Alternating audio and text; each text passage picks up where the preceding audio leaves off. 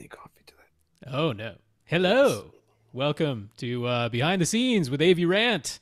In case you couldn't tell that this is Behind the Scenes by my green screen over here next to me. That's me. I'm the green screen. Can't you see me? I've been computer generated this whole time. Yes. No, I'm not even going to say what I was going to say. Just so people aren't wondering what I was going to say, but this doesn't count. I was like, I should take what we say here and like throw it in after the credits or whatever. But it's too much editing, so I'm not going to do it. Right. It's not going to happen. One of these days he's going to do it. Maybe. Now that he said it. Well, I've thought it before. So if I were going to do it, I would have done it before. But I'm not going to do it.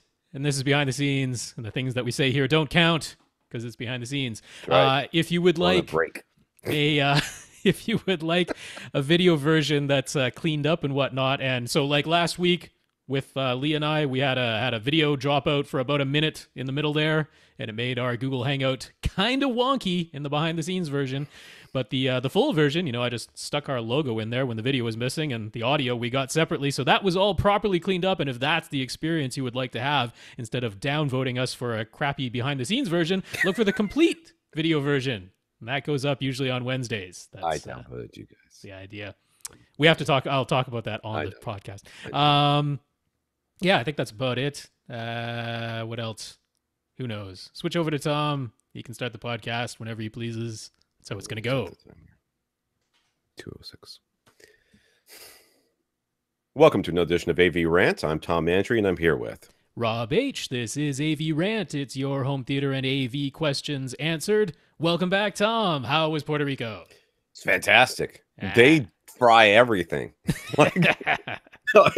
There's okay, how would you like this cooked? We could fry it or we could fry it. I'm like, Did they have different options of oil in which to fry it? Not really, man. It's either fried in the pan or deep fried. It's kind of the options. It was great. Family had a great time. It was somewhat embarrassing. The place with the Airbnb that we rented usually does they host weddings there, so it's this huge property up in the hills. Now driving up to this place, totally sketchy because apparently Puerto Ricans, especially the ones that live up there in those hills, they're real used to driving on really small roads. Apparently at maximum speed. Okay. They just take their foot off the brake and go down as fast as possible. And they expect everybody to get, they're going to get to the side, you're going to get to the side, everybody's going to get to the side. Yeah. So that was terrifying. But not the place to split lanes on a motorcycle? Dude, there were some people on motorcycles, and I was like, I'm glad I saw you now and not afterwards, because you're going to be super bad. But the place was huge. So our listener, Efren, he came up Saturday morning, met us at the place, to which I immediately apologized and said, we do not have this much money. None of us do. We had two families. It was my family. I see. Okay. You went to a place where they were charging you to get in. Yes. Well, we went to this Airbnb. He met us there. Oh, okay. And I'm walking him around. I'm like, it's ridiculously large. This is, we don't have this much money. The gorgeous views. You could see the whole rainforest. You could see the ocean. It was amazing. Is that where you took the picture? I'll show that picture once again. The picture you sent, and that is our good friend Efren there, and the two of you wishing I was there. That is us having. That was after we went to the beach. So he came, then we went to the beach, and then he took me to some food stalls, which apparently is a real big thing there. Okay, which is where I learned that you could have deep fried everything, and we had some amazing food, and then we took a selfie and sent it to you. So. Yeah, it's a lot of fun. Cool. It was a lot of fun. We were there for 8 days. Went through a rainforest, saw the Arecibo Observatory. It's the largest radio telescope in the world, I think, or it was until recently. And then that's the place that James Bond blew up in GoldenEye. Right. Okay. So it was pretty cool. I mean, it was pretty awesome. It's just a big hole in the ground with a big satellite dish. But I mean, the fact that you could how they built this thing is just amazing. So it was a lot of fun. I mean, we went to the beach a couple times, and we went to Old San Juan twice actually, and saw some old forts and stuff like that. So there's some pictures on my Facebook feed, not obviously AV Rants, but it was good. It was good, and meeting Efren was awesome. Yeah, his first comment was, "You're not as short as I thought you'd be." I'm like, He goes, the way you talk, you sound like you're a midget. He did not say the word midget. I said the word midget. He said, the way you talk, it makes you sound like you're real small. I'm like, well, I mean, I'm 5'7". That's not tall. At one time, that was a very normal height for a man, but apparently that was before McDonald's started feeding us all the beef hormones. Now we're short. Because I'm 5'6", so I'm even shorter. I know. I was like, I can't wait to meet Rob. I'll finally meet somebody that's shorter than me. It'll be nice. All right. So this is AV Rant, the podcast that answers your home theater and AV questions. To get your questions answered, all you have to do is ask. You ask by emailing us at question@avrant.com. You can come to www.avrant.com. Leave us a comment there, facebook.com/AVRant podcast. Follow us in there, and you can send us messages as well. We do answer. And if we don't answer, it's because, well, we do answer, but they end up being on the podcast anyways, your questions. youtube.com/AVRant, where you can be the lone person. I guess you could upvote to balance out that one dude. People are upvoting. Well, I'll just say it right now. Thanks once again to Lee Overstreet for filling in last week. Yes. Thanks very much while Tom was away. And we noted that even while Tom was away, we still got the one down vote. So it's not you, Tom. That guy's not. It must be me. It's still me. He's just not watching the videos anymore. Well, at some point, we will have to test. We'll have to test the theory because it'll have to be like you and somebody else. I'll have to go for away a week. And if we don't get any downvotes, then we'll know it's specifically me. Yeah, it's not you. I still blame myself. You can email us directly, rob@avrant.com. His Twitter is @FirstReflect. I'm Tom at avrant.com. My Twitter is @avrant_Tom. It is true, though, if you do message me or at me or something like that, I will still get that. I just generally don't post on Twitter anymore. But I did spend some time looking at Twitter recently, and I was like, wow, you people are super angry. I'm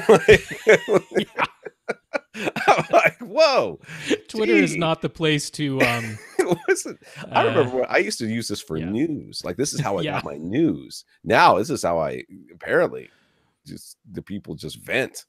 They do.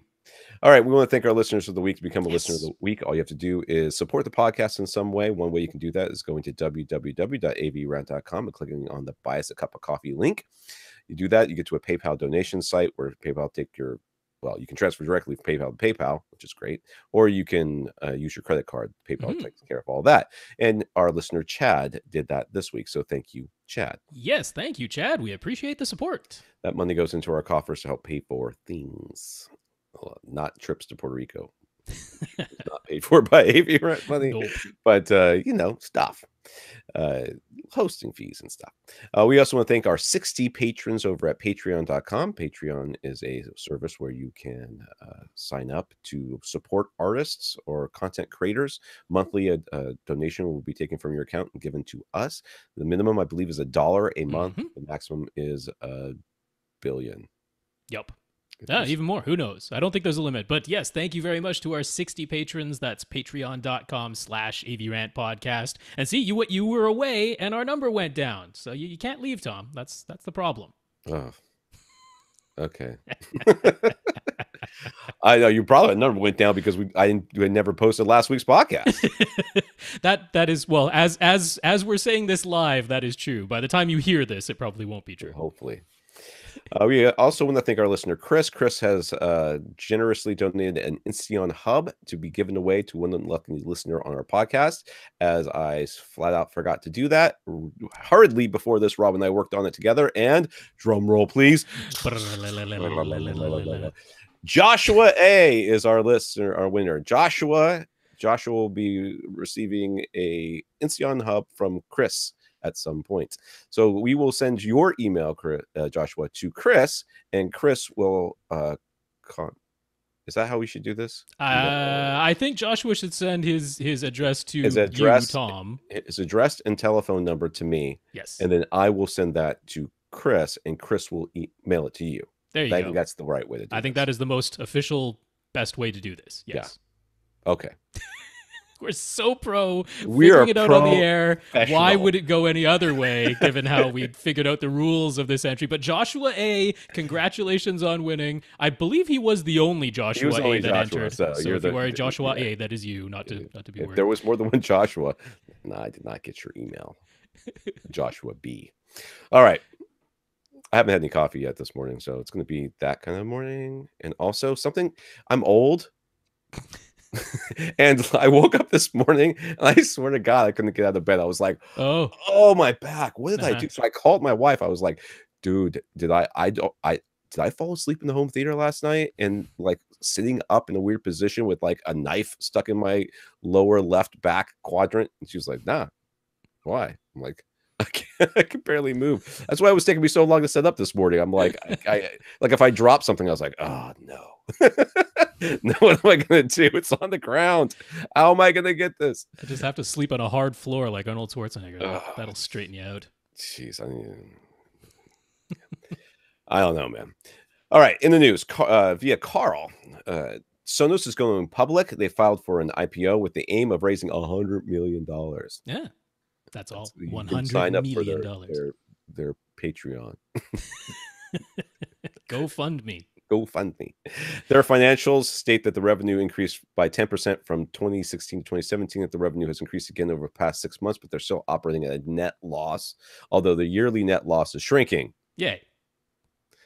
I think that's how this podcast operates as well. I gotta be honest with you. Okay, but their yearly net loss is shrinking from 38.2 million net loss in 2016 to 14.2 million net loss in 2017. They've stated that they will never be a walled garden. Yeah, I guess that's referring to Apple.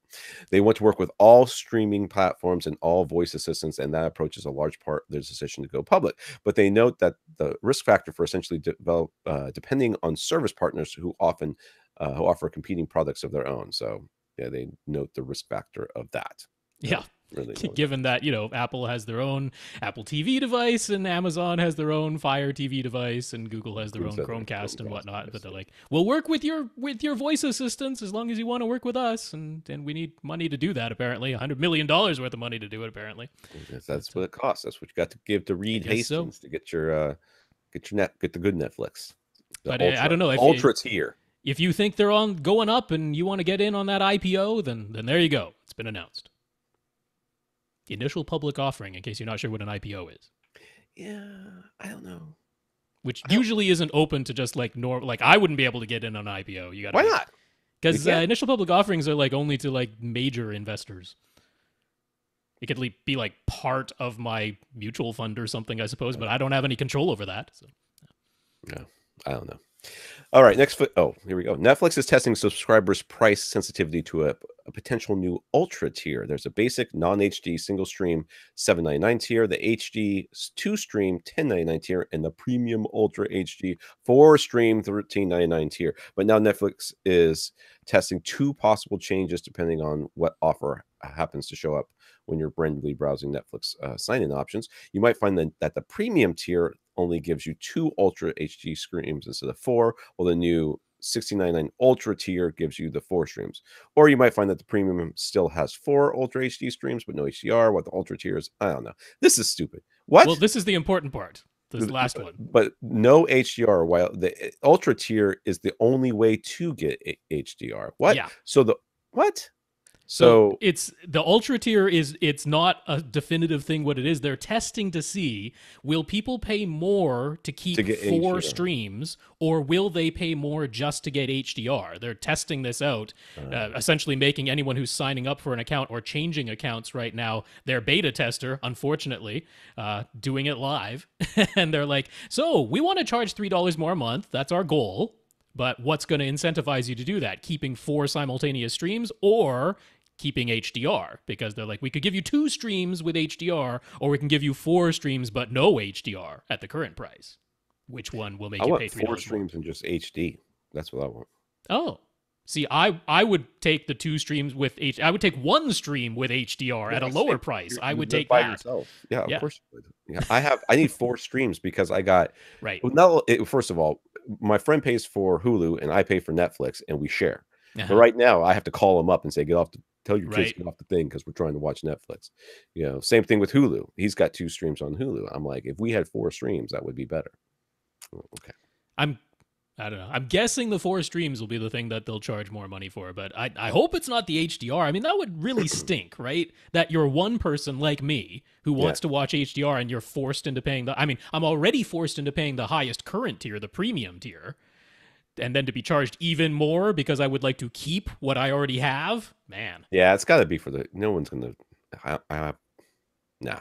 Yeah, 2 streams with HDR, I'd be fine with that. Right. I'm like, okay, I'll lose 2 streams, but I'm using them anyway, so I'm okay with if they do that. But, yeah. All right. Rob Z, I guess he's correcting Rob H. This is true. So Rob on Rob stuff going on here. So you last at some point screwed up and said adding 2.5 feet to a subwoofer's distance setting would correct for a 25 millisecond signal delay when using a wireless subwoofer kit. The distance should, of course, be close to 25 feet since the spread of sound all through air is roughly speed of sound, right? 1100 feet per second, which often gets rounded down to basically 1 foot per millisecond. So what did you say? I said 2.5. I just straight screwed up. I can't even claim that was 1 foot then. No, 25 milliseconds would be 25 feet. Oh, right. Roughly. I mean, it's actually a little bit more than 25 feet. It's 1100 or 1125 or 1130, depending on how dense the air is where you are. But yeah, be like 28 milliseconds. Yeah. We generally go 1 millisecond, 1 foot. That's the easy way. Very easy way. So 25 milliseconds, 25 feet. I should have made coffee. I'm feeling a little foggy. It's going to be a long podcast. All right. Herb from Cross Spectrum Labs wrote in to weigh in a few things. He wholeheartedly recommends the Audio Tools app by Studio 6 Digital for iOS devices. He knows the people behind it, and he considers it a professional level app that he'd happily use himself. What is this? What is this app? So we were talking about getting one of these small microphones that you can plug into a smartphone. Yeah. To use that way. And then last week we answered a question saying what app should we use along with that, because it comes with a calibration file, but you can't just load a calibration file into your iPhone natively. So it was asking how to do that. And so we were like, oh, you can do it with the Audio Tools app. The instructions for doing so are on Parts Express or in the Audio Tools app. It tells you how to load a calibration file. Sure. And then Herb is just saying that's a really good app. So he gives it a hearty thumbs up. Good. That's good. For Nick B, who wants to use multiple iPhones and iPads along with multiple measurement mics to view the response at multiple seats simultaneously, Herb agrees that the much less expensive Dayton IMM6 mics are perfectly serviceable, especially for the price, versus the mic or the Mic W.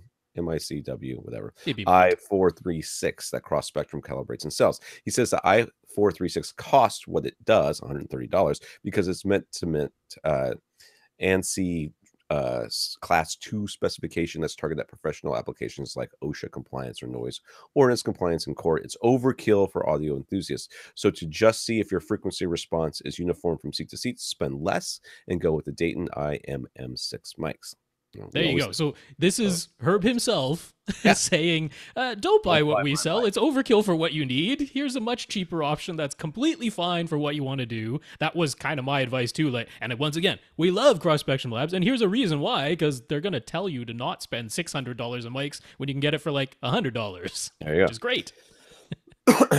Lee asked if Fletcher Munson equal loudness curves have been updated since they were originally published in 1933. Herb says they have many times. And the current standard for equal loudness curves is published as ISO 226, I guess, in 2003. So 226 colon. Colon 2003. That's like subsection 2003, I guess. So. Is that what it is? It's not like the date that it came out? Nope. It's ISO 226 colon 2003. If you want to look it up. That's the current equal loudness curves that they use. Lastly, Cross Spectrum Labs is fully back up and running after some inventory supply chain issues and changes behind the scenes. So that's now been sorted out. So it's a good time to order calibrated microphones if anybody has been waiting. So that's good to know because we knew that he was out for a while. And that's right. Knowing that he's back in stock is good. Yes. It's more for us than anybody else. All right, let's get to these questions. And I don't know what's wrong with my voice. Oh. I apparently am sick. I think I'm sick. Oh. I think I'm getting sick. Hope not. All right. It's very common after coming back from a vacation, though. It is. And not only that, there was the other family we were with, one of their kids was sick the whole time. He had like a low-level cold the whole time. And the dad started getting sick on the plane on the way back, started feeling bad. So I figured I'm getting it. But the reason I didn't do the podcast the reason the podcast is late is because when we got back, we immediately started shopping for cars. So okay. I needed my car, so I traded it in. I bought a car last night at like 7 p.m. So we spent all weekend doing this. Wow. But when I traded in my 2003 Honda Pilot, it had 261,702 miles on it. Mm-hmm. So that car was amazing, and it was sad to see it go, but it needed about $1,000 in repairs, and I'm like, yeah, you're not worth $1,000, Haas. You gotta go. So I got a new car, and that's why I've been lax. But back on track. I'll be getting that podcast out any day now, very soon, I hope. All right, Damien. First up, Damien wants to make it clear how happy he is that his wife is very much on board with having a home theater. You're a lucky man, sir. He might have joked about trying to sneak new speakers into their current setup without her noticing, but it's actually his wife who introduced Damien to her sister, who works at Magnolia Hi-Fi, and that's how he ended up with his current Andrew Jones speakers. It's like your wife's sister knows what she's talking about, and if she's single, I got like a whole audience full of people that's looking for her. And now that he's ended up with his current Andrew Jones so we were corrected that he's toying with the idea of buying new stuff now because the funds will likely be very tight after they found and bought a new house. But his wife wants a dedicated basement home theater as much as he does. She's only shown him listings that include a space that might work as a theater, and she's passed on any listings that don't. So things are all good. That's awesome. All right. That being said, we still have to know how big your home theater is before we let you buy speakers, but that's just going to happen. Damien and his family get all of their content via streaming now. They've cut the cord, but he's wondering if there's one streaming box that can do it all. He's got a 3rd-gen Apple TV and a sizable iTunes movie collection, so he's leaning towards an Apple TV 4K. Now that Apple has said that Atmos will be added in the next TV OS update, and since it already supports Dolby Vision, that seems like a top choice, right? Any reason to get an NVIDIA Shield or some other device like a Roku Ultra or Amazon Fire TV instead? ? No, I think that the Apple TV is kind of the top streaming box right now, right? Isn't it the one that does it all pretty much? It's the one that I would definitely look to first, and I would only opt for something else for some very specific reason. Yeah. So there's one instance, which is if the thing that you watch the most is YouTube in 4K. Unfortunately, Apple and Google still fight each other, and Apple is like, we're not using VP9 no matter how much people use it, the codec that Google uses to upload 4K videos to YouTube. So the Apple TV doesn't support VP9, the video codec, and therefore you cannot watch YouTube in 4K on the Apple TV 4K. Right. That's a bit crazy, but if YouTube is not your primary source, or if you're okay with watching it in 1080p, then that'll still work. But if YouTube 4K is like majorly important to you, then Apple TV 4K, not the right choice, and you probably want to get a Chromecast Ultra for that. That would work fantastic for that. If Plex is your number one thing, then I would probably point you to an NVIDIA Shield. Right. So none of these other stream boxes can act as a Plex server. The NVIDIA Shield can be a Plex server, which is unique to that box, but also as a Plex player, the NVIDIA Shield almost certainly does the best job. It switches between the 24 hertz and the 60 hertz. It can do HDR. It can output full lossless Dolby True HD and Atmos and lossless DTS HD Master Audio and DTS-X from Ultra HD Blu-rays that you might have backed up as MKV files. Whereas the Apple TV 4K, now they're saying it's going to get Atmos support, but I'm pretty sure it's going to be the Dolby Digital Plus streaming version of Atmos and not lossless audio pass-through.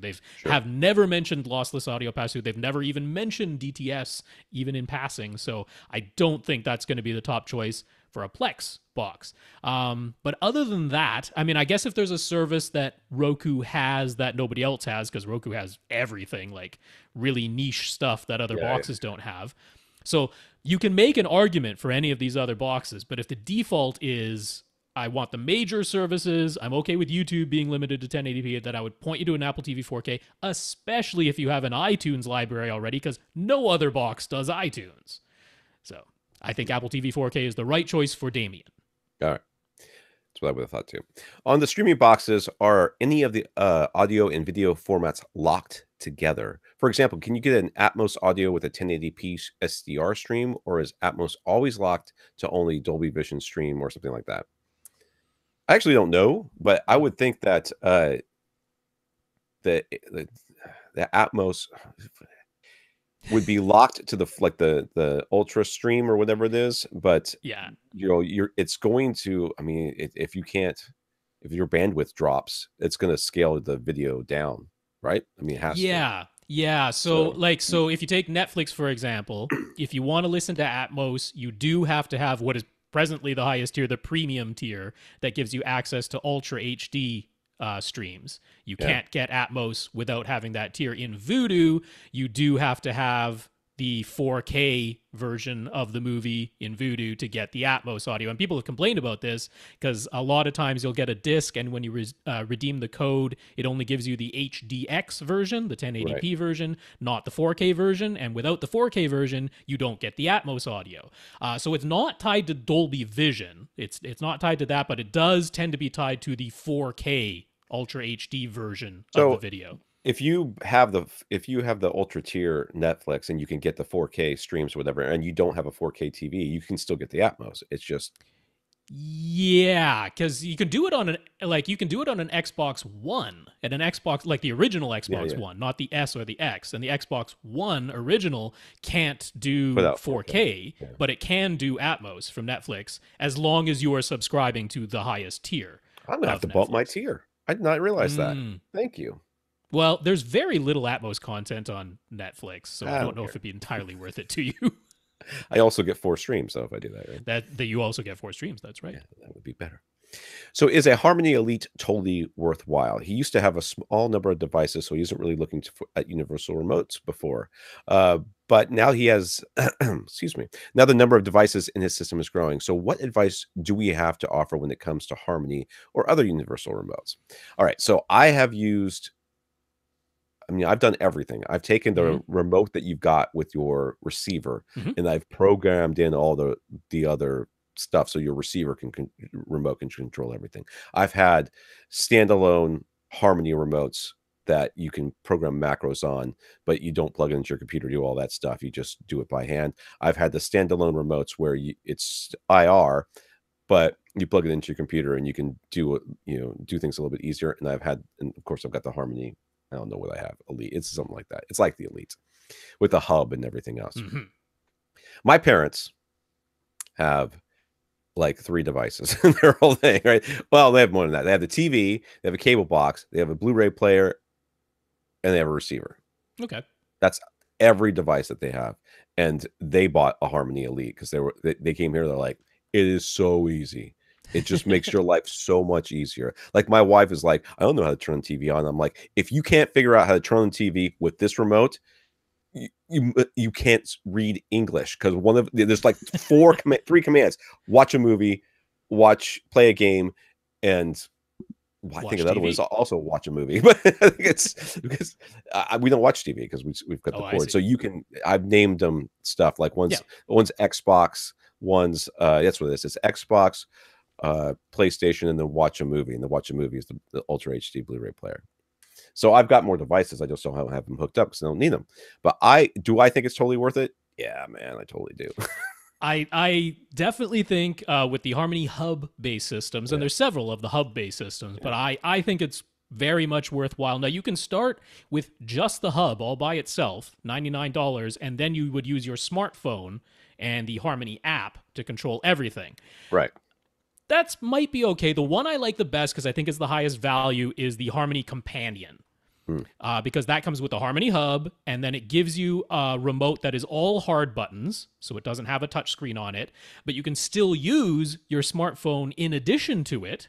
So your smartphone becomes your touch screen for any of the, lesser used buttons that you need to be able to label and maybe use on occasion. But for all the commonly used buttons, and think about it, most of the time you're changing your volume, changing your inputs, right? And using the directional keypad with your OK button. Like that's like 90% of the time that's what you're doing. So I love the Harmony Companion for that because it's only like $130. Right. So I think that's the value one. Now the Harmony Elite, that's the top of the line. It's $350. Again, comes with their Harmony Hub, but it gives you a touch screen on the remote itself, and you can even do like some motion things on it, right? Can't you swipe on it or something like that with that touch screen? Or at least you can, the list that's on the touch screen, you can scroll up and down. Yeah, you can swipe left and right. You have multiple screens. There you go. So, it's the fancy remote, but But if you want the touchscreen built into the remote, then there it is. I think what really comes down, it is the fancy remote. And the nice thing about Harmony is just it's so easy. Like once it's set up, you do have to invest some time setting it up. The setup is easy too. You tell it which devices you have, and then you tell which input things are plugged into, and then I have never had to adjust the macros. Now, other people it's when you want to customize where the buttons are, or maybe what they're called, or something. If you want to really customize it, then that can take a little bit of time. Yeah, you can do it. All right, Damien's 47-inch TV, Samsung TV is dying. When they first turn it on, there's a big dark area, basically the whole upper right-hand quarter of the screen. Over time, it seems to warm up and get brighter, and they've resorted to just leaving the TV on all the time so it doesn't go dark again. So a 65-inch upgrade is fully approved, and he wants to keep the budget around $1,000 to $1,200. Well, which should he get? Well, I think it's the TCL, right? The TCL's got the 65. Do they have 65? They do. Yeah, they got a 65er for just under $1,000. Vizio also has Vizio has their M series, which is just under $1,000 for 65, or they have their P series, which is about $1,200 for the 65. So all of those are within this budget range. Yeah. I think what I would do if I were him is I would look at the features, because I mean TCL is going to have the Roku built in, which is probably not going to want to use anyways. So if you're using your Apple TV 4K, you don't really need the Roku. Although who knows, maybe there's one service that you wanted to get and then it's handy. Yeah.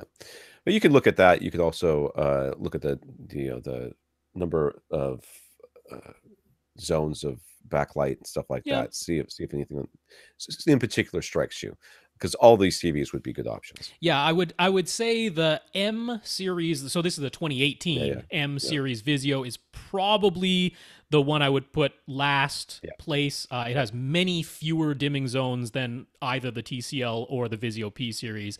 The Vizio P series, it is a bit more expensive, but it does get a little bit brighter for HDR. It has wider color. It has like the full DCI P3 support.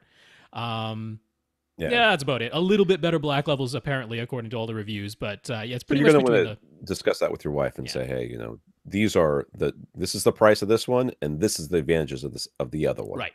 And ask her if she thinks that or you guys just go in there and take a look at them. Just remember, looking at them on the whatever show floor is not very good. Yeah, and it's the TCL 6 series, so it's the R617 or R615 if you're okay with the slightly less advanced remote control and saving some money to get that. So R6 is what you're looking for in the model number from TCL. Josh asks, how many Joshes do we have writing to us on a regular basis anyways? As a Josh himself, he feels like he's always hearing his name being said on the podcast, but then it's a different Josh we're talking about. Can we assign each Josh a unique number so that we aren't mixing up all of our Joshes? No. Now, I'm not giving each person a unique number because I lose track of which Josh I am talking to. I usually try to include the last initial in the question the show header, notes. But we don't always say it out loud. This is true. This is true. This is me. I do this. I skip the he puts it on there. This is Josh Z, and I skipped it this time too. I always skip them. It's I just don't feel like it's all that important. You know who we're talking to. You listen. You go, that's not my question. Well, then I'm not talking to you. I'm talking to somebody else. And the other guy's going, hey, I'm the right Josh this time, and he feels very excited about that. So I can think of 5 different Joshes off the top of my head, but I'm probably sure we have more because sometimes we refer to people as Joshua, like the person who won our Insteon Hub. We refer to as Joshua, but that would also count as a Josh possibly. So I know of at least 5, and there's probably more. Yeah, Joshes. Sorry, dude. Blame your parents. I didn't name you. So, they named you like Zachariah or something, or Ezekiel. You'd be the only one. So I think we have more than one Zach. I know. That's why I went to Ezekiel. You'll have to go Ezekiel. Yeah. So I got to meet Efren's family. He's got two young kids, and we all went to the beach together, and that was fantastic. Anyways, that made me think of it because we talk about names. Anyways, they had really cool names. I don't want to say the names of his kids. No, we're not. Yeah, but we don't. Like his daughter had this beautiful name that it took me a little while to say, but I was like, man, that's a cool name. Not like Josh, which is just like, oh. Sorry, Josh. Well, it was a long setup for it, but it was worth the payoff. All right, Josh. Josh recently upgraded to a Denon 8500H. Woo! Ooh, he's been experimenting with some of the different subwoofer position, and as a result, he's been running Odyssey over and over many times. Odyssey is constantly warning him that his front, left, and right tower speakers are wired out of phase. He's triple checked. They're wired correctly. And Odyssey's own FAQ even says that if you're certain your speaker wires are properly connected, it's fine to just press skip and ignore the warning. They mention that some speakers can have internal phase reversals at certain frequencies, typically as part of the internal crossover design, and that can sometimes cause Odyssey to pop up the out of phase error messages. But it's fine to skip it.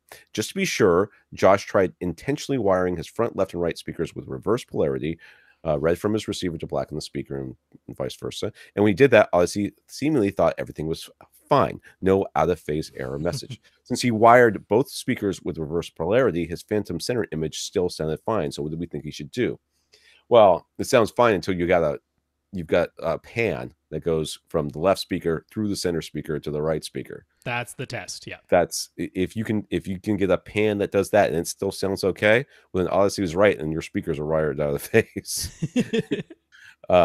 The other option would be to wire all of them out of phase, backwards. But then I think you're going to get the same error messages for the rest of your speakers and not from your front, left, and right. It's a good test. I mean, it's fine. Yeah. But no, the main thing is, so since he's wired his center speaker red to red, black to black, as you would, and Odyssey has never given him a warning your speaker is out of phase for his center speaker, we can leave that as it is. If you actually go back to like an old DVD that has the THX optimizer on it, yeah, or if you go with their, they've got their little, THX tune-up app that you can get for a smartphone now if you want to download it. They have audio tests in there, and one of them is testing the phase between your front left and your center speaker. So you could use that because the same stereo imaging will apply. If your front left speaker and your center are both in phase together, then you'll get a phantom image directly in the middle of those two speakers, directly between those two speakers. Whereas if one of them is wired out of phase with the other, it'll be this weird diffuse sounding thing and you won't have a locked image that's in between the front left and the center. So as long as you get a phantom image in between your front left and your center, and then you get a phantom center between your front left and your front right, whatever polarity of your wiring gives you that result is correct. And then whatever Odyssey says after that point, you can ignore it. Right. That's what you want. All right, Bob in the Philippines. See, Philippines Bob. He's Josh. Where are you from? Maybe that'll help. People do tell us whether I've never included that. I mean, maybe he does. Maybe he's Alaska or something. We say, oh. All right, Inuit Josh, we'd call him. Bob went ahead and signed up with a VPN. Remember, Bob was asking if VPNs, if he was going to get like the VPN police were going to come get him. He went with IPVanish based on recommendations. He's tried many different configurations, and to their credit, IPVanish customer service responded to his emails promptly and did their best to help him. But no matter what, his bandwidth was being cut down by 95%. Yeah, so it's 100. That's significant. That's a bit of loss. When you're running like a T1 line, then maybe it's okay to still stream, but everything else is going to not be good. So his 100 megabits per second from his ISP became 5 through the VPN. Not enough to make streaming from US Netflix viable. So with regret, he canceled his service. IPVanish says that the major bandwidth throttling wasn't happening on their end, and there are many YouTube videos showing people using their service with much better speeds. He's tried every conceivable configuration, but always lost 95% of his original bandwidth. So what would be the cause of that? So he must have verified that he was getting 100 before. Yes, yeah, just through his ISP with local internet services, and that is 100 or around 100 megabits. I have no idea, but I mean, my thoughts would be if ever other people are having it's somewhere in his hardware chain. So you didn't say other people in the Philippines, just people on YouTube who are recommending IPVanish. They might be in other countries, right?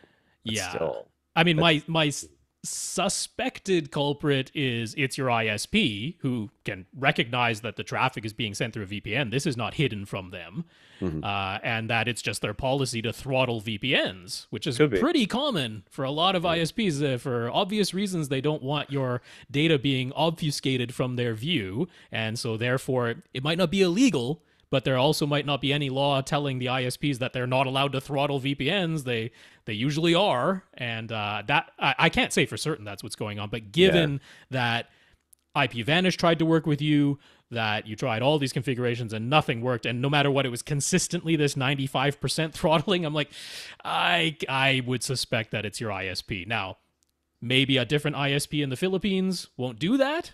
I don't know.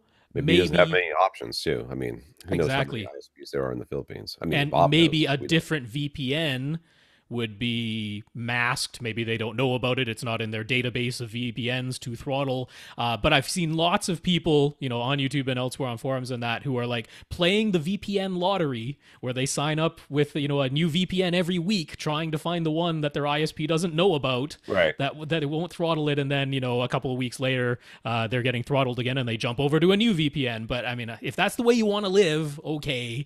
But yeah. So when we were in Puerto Rico, we were, there was a Wi-Fi signal, but in the house, but it wasn't very easy to get to. It was the router was upstairs and it didn't have very long range. So we used all of my data. Yeah.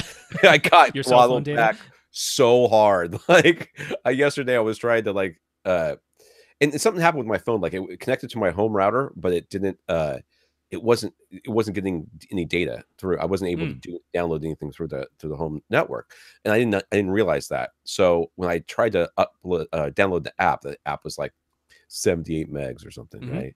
It was an hour and a half. I was like, "What is going on?" And then my wife's like, "Yeah, dude, you used 4.5 of your 4 gigs, so yeah, you're done." But it reset today.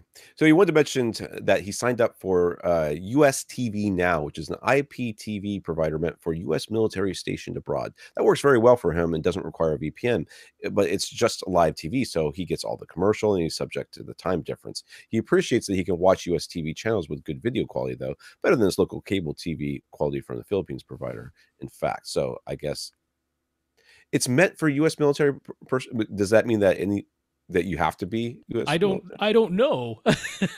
Sounds like he's not, but I think maybe he is. I am not sure of the whole situation there. Yeah, he just wanted to mention it's a good service that's providing very good video quality, so thumbs up for that as long as you're able to access it. Worth looking into, I suppose. But yeah, I'm not sure what restrictions there might be, or whether Bob is U.S. military or former U.S. military, or what the situation is. But in any case, the service works. All right. Mark on Facebook. And once again, if your name is Mark, I'm sorry that I did not mention your last initial, and I am not going to start now. We recently talked about the NAD T777V3 receiver that comes with DRAC and can be expanded to 7.1.4 Atmos. But we said that for its $2,500 price, even if you really want DRAC, you can combine the AVRant receiver with the external mini DSP 8-channel DRAC box for a lower total price. But what about the NAD T758 version 3? So this is the other one was a 777. This is a 758, so it's a lower version. We made no mention of that model. It's only $1,300, and granted, it has lower wattage amplifiers than the 777 and only 3 HDMI inputs. Hello, welcome to 2009. But it comes with DRAC and appears to be the least expensive receiver on the market to do so. Does the existence of the T758 V3 change our opinion? Well, I mean, if DRAC is super duper important to you, right, and that's really the only thing that's important to you, then I mean, and it would need to be because so the T758 V3, it doesn't do DTS-X, does Atmos, but doesn't do DTS-X. Although they've said there's going to be a firmware update to add it, but I'm like, wow, it's 2018. It's been a while. It's only got 3 HDMI inputs. What are you talking about? You complain about not being able to do DTS-X. It's only got 3 HDMI inputs. Those 3 HDMI inputs do not support Dolby Vision pass-through. So that's now. There's that. Mark said that got DRAC. Mark said that he's using a projector, so he personally doesn't care about Dolby Vision, but someone else might. So, okay, if DRAC is your top priority and you don't care about DTS-X, and maybe it'll come, but hopefully. So Atmos, it can expand to 7.1.4. It's got this kind of interesting back panel because it was very confusing. At first, I was like, I don't think this does 7.1.4. It does have 2 pairs of extra pre-outs over on its left-hand side if you're looking at its back, and those are the height 1 and the height 2 pre-outs, because otherwise it's got 7.1 regular pre-outs. So then there was a review that was like, yeah, this can be expanded to 5.1.4, but not 7.1.4. And then there was another review was like, no, I can do 7.1.4. So very confusing. The manual is no help. But there are some people on AVS Forum who actually own the thing and have made it use 7.1.4. So I'm like, okay, seems to do 7.1.4. Clear as mud. But yes, what is very clear is has 7 amplifiers built in. They're 60 watts per channel. That's all fine. Yeah, it's fine. So yeah, if this fits your needs, $1,300, that's an okay price. DRAC is your number one priority. You're not going to be able to get a separate receiver and add the DRAC box plus external amps, because you would need external amps on the other end of that DRAC box. So there you go. It doesn't entirely change my opinion to like raw, everybody get the T758, because there's several circumstances where it doesn't have a feature that I would be wanting to have. Yeah. Or I might want more than 3 HDMI inputs. But if it suits your needs, I'm certainly not going to say no to it. Yeah. I guess, I'm looking at my setup. I've only got 3 HDMI devices, but I've got so many boxes that I don't have plugged in that I could be using for things. All right, Rick. Rick has a basement home theater that is roughly 18 feet wide, 23 feet long, and 8 feet high with a drop tile ceiling and 2 rows of seats. On the video side, he's using a BenQ HT2050 projector with a 120-inch silver ticket screen. On the audio side, he's using a Denon X2100W receiver with a Synacusis SE series speakers and SVS PC12 NSD sub in a 5.1 configuration. He's got a budget of around $1,000 that he'd like to put towards an upgrade, and he has 2 main ideas in mind. He could add a second subwoofer to his system, or he could upgrade his receiver and expand to 5.1.4 Atmos. Which option will we say is the better upgrade? 2 subs. Done. I am in agreement. Particularly, you've got these 2 rows of seats, so you got a large seating area.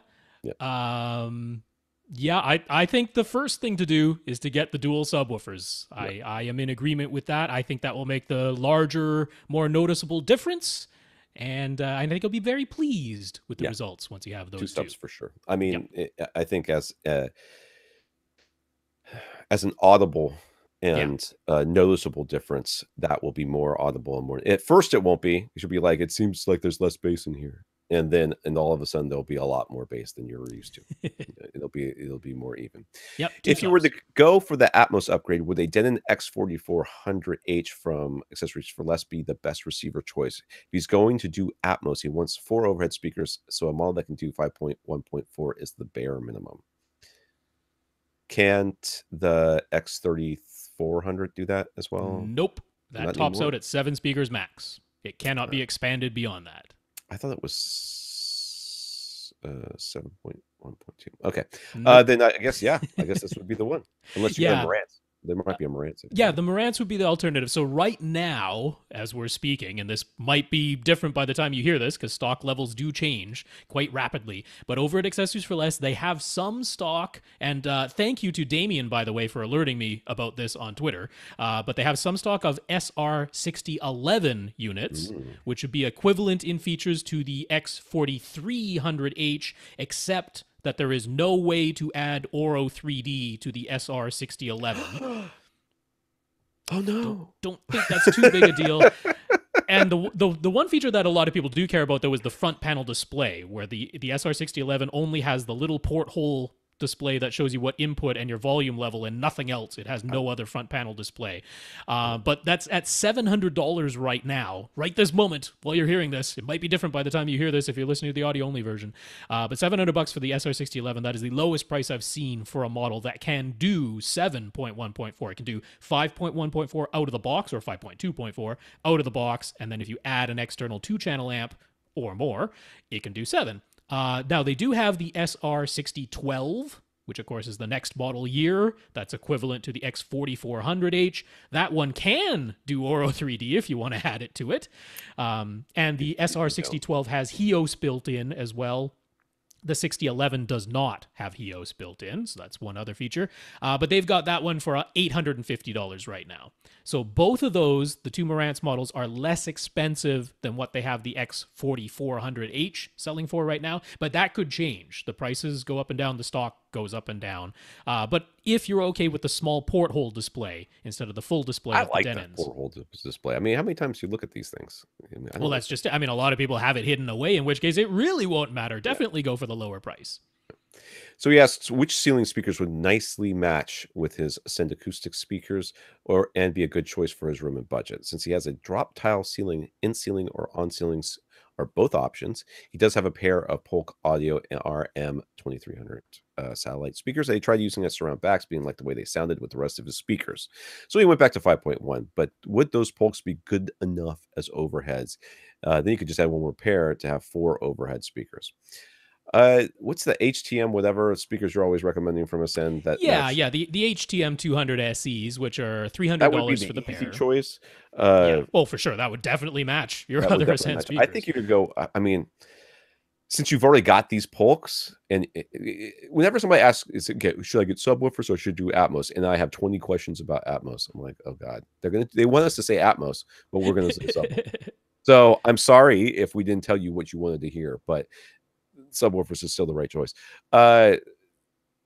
If you do end up getting a receiver, the first thing I would do before I ordered speakers is I would set it all up and I would put those Polk speakers above my head as middles and just test it. Yeah. There's no reason not to. And then if they are good enough, well, then you just save yourself some money right there. Yeah, I mean, he was a little bit worried about they really have no bass, like they really don't play below 120 hertz. But for Atmos, that is fine. Matter. That concerns me not at all. The bass extension, whether they'll just be good enough speakers, because I wouldn't be like a huge fan of those speakers just as speakers, but as Atmos speakers, I'm like, it's definitely worth a try. I'm not going to say no out of hand, because what you need to do with Atmos speakers is not very taxing on speakers. So definitely worth a try since they're already on hand. Now, if you listen to them and they're like, these aren't up to snuff for me, then that's okay. You know, don't feel like you must use them. The HTM 200 SEs obviously would be a great choice. If you want to do in-ceiling though, like the Outdoor Speaker Depot, the MK650s, in-ceiling speakers, $100 for a pair. So it's $200 all in for 2 pairs. Yeah. And I'd be completely happy recommending those to you. So that's $700, whatever it was for the Marantz, and then $200. $200 for 2 pairs of in-ceiling speakers. That fits your budget, dude. That could also, but not with the subwoofer as well, which we're saying to get first. Yeah, you should definitely get the subwoofer first. Carlos has picked up one of the new TCL 6 Series TVs, the 55-inch version. It's his first 4K HDR TV, and he's upgrading from a 50-inch Pioneer Plasma. Overall, he likes the picture quality, but he has 2 issues. Mm-hmm. That's good.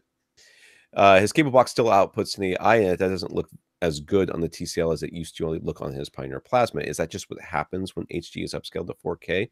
Or is it possible for 1080i to look better, and it's specifically this TCL TV doing a less than stellar job? Yeah, I don't know. I'm going to think, I mean, the scaling from 1080i to 4K is not exactly the hardest thing in the world. The scaling isn't hard, but we are talking about deinterlacing. Yeah. It could be messing up the deinterlacing, but yep.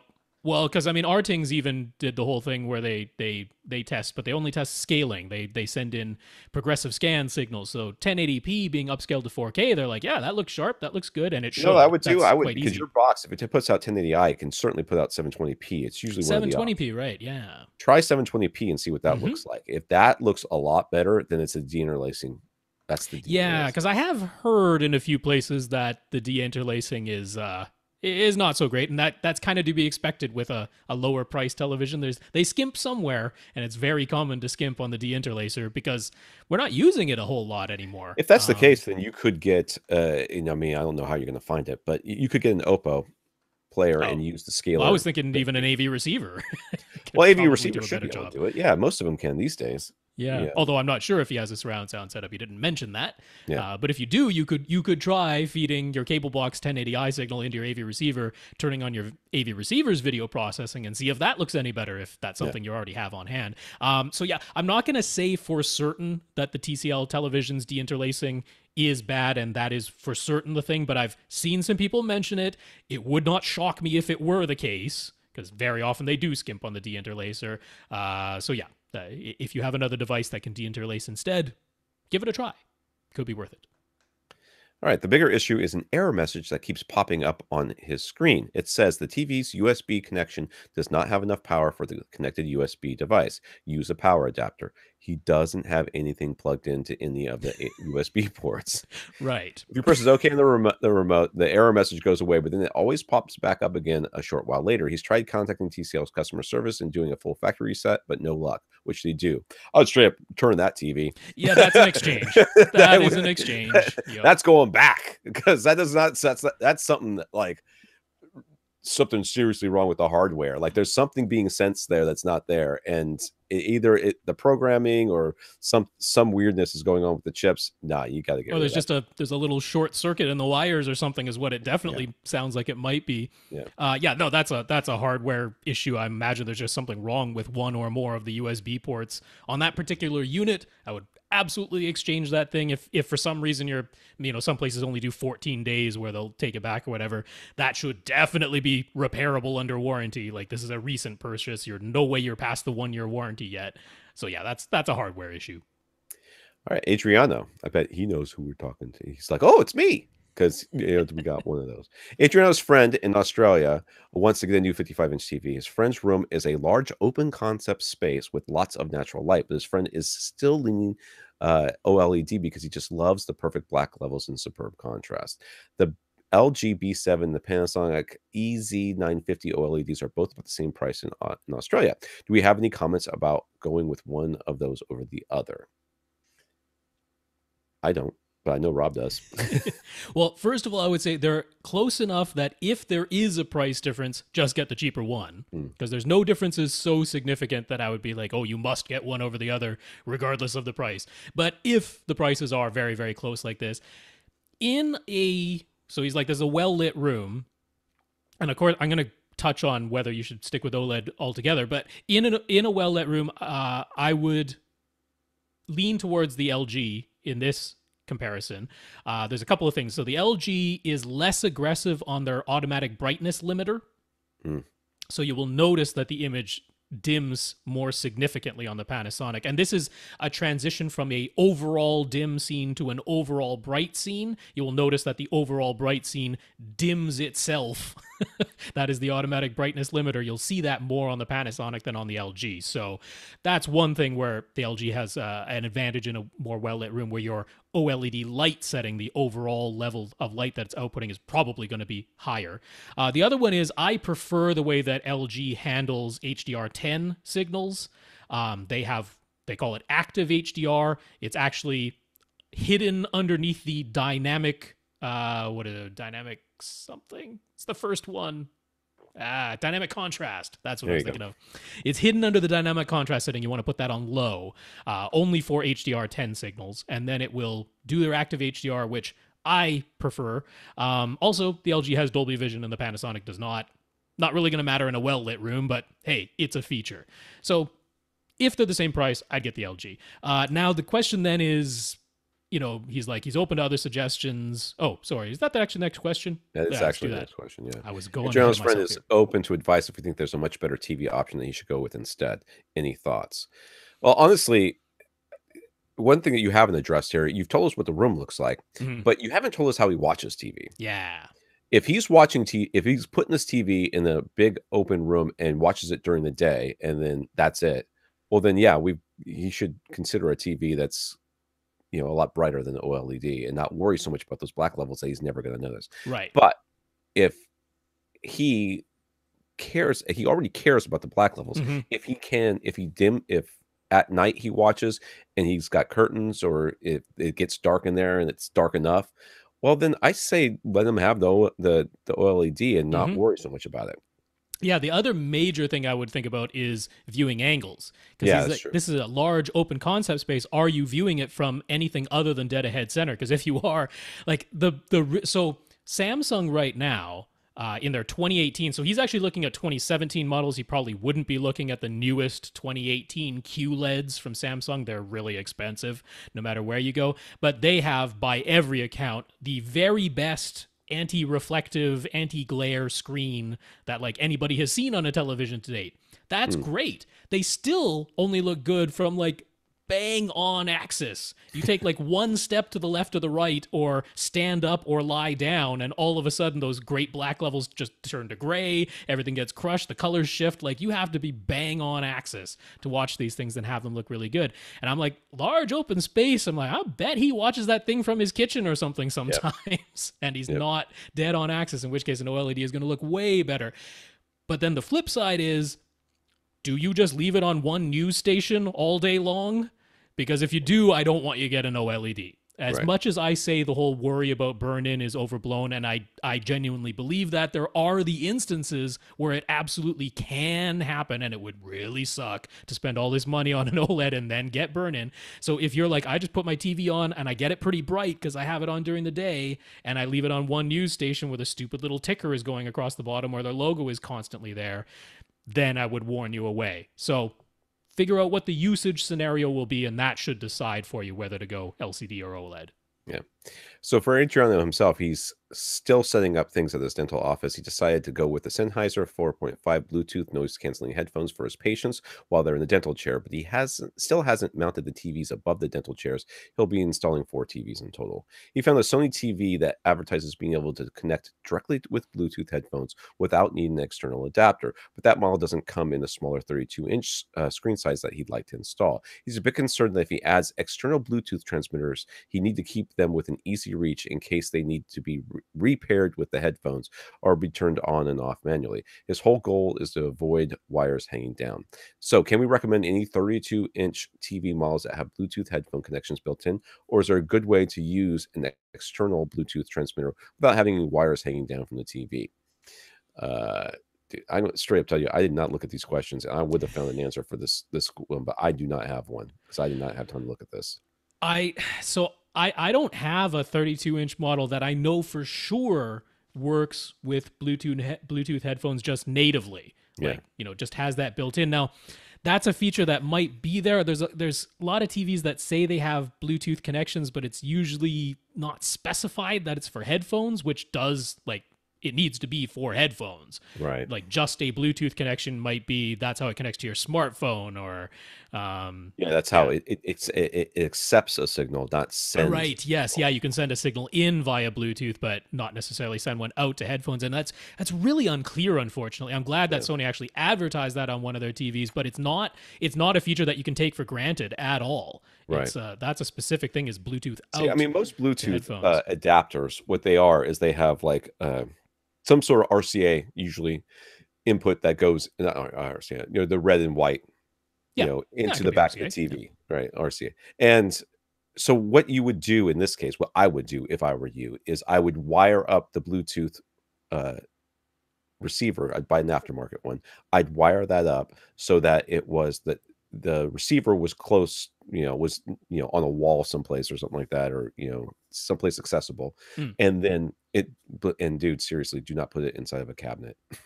Okay. Yeah. Okay. No, don't put the Bluetooth transmitter inside a cabinet. Solid things. And then I would run the wires up to the TV so that you're right. I don't think that you should have any hanging wires from there. Oh, I see. So have the Bluetooth transmitter on the wall and then run its cables like up the wall and across the ceiling. Yeah, I'm sure he's got a drop ceiling. I mean, this is a doctor's office. So you would put it up into the ceiling and then run it to the back of the TV, and that way your thing's in the room, where it is, and keep it away from the X-ray machines. Yeah, that's a good call. Yeah, I could certainly back that. And if like almost all of them will take an optical toss link as well, and those then cables are cheap as chips. Exactly, and you're not worried about distances or anything like that with an optical cable. So yeah, now there is a Bluetooth transmitter that I will recommend. It's from Avantry. It's their AudioCast. That's the name of the thing. That's the one I got from my parents. It has been rock solid. It has never dropped a connection. It has never failed to connect. As soon as you've established the connection between whatever Bluetooth device you're listening on and this transmitter, it has been rock solid. It has a hard power switch, and it draws its power from a USB connection. So it's very easy to connect its USB power to the television's USB port. And that way, when the TV turns on, this device turns on with it. That has worked flawlessly with my parents' television.